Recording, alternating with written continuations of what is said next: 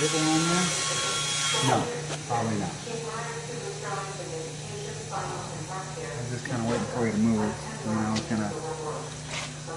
Patina is just basically,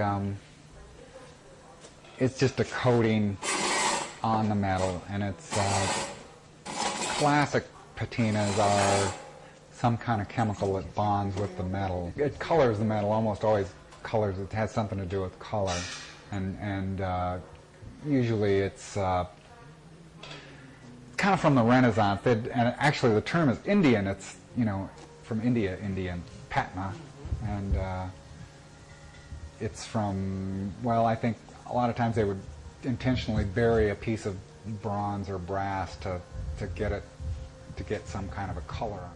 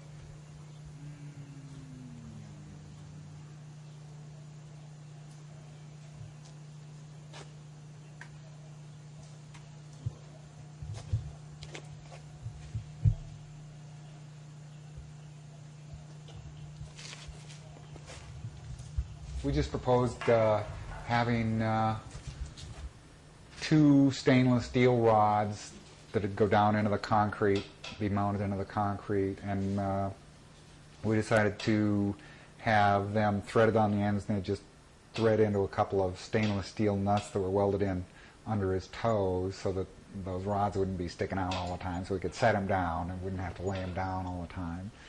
So what we did with them, we provided the city with a little, with just a template of what the base was like and where those nuts were, and told them what size they were. So they just took that paper template and put down where they wanted it and drilled the holes where they were going to be on the template. And then we just screwed the rods in there, and they just lowered them right in and fit just fine. So they squirted in a little epoxy into the holes first, and it went right in.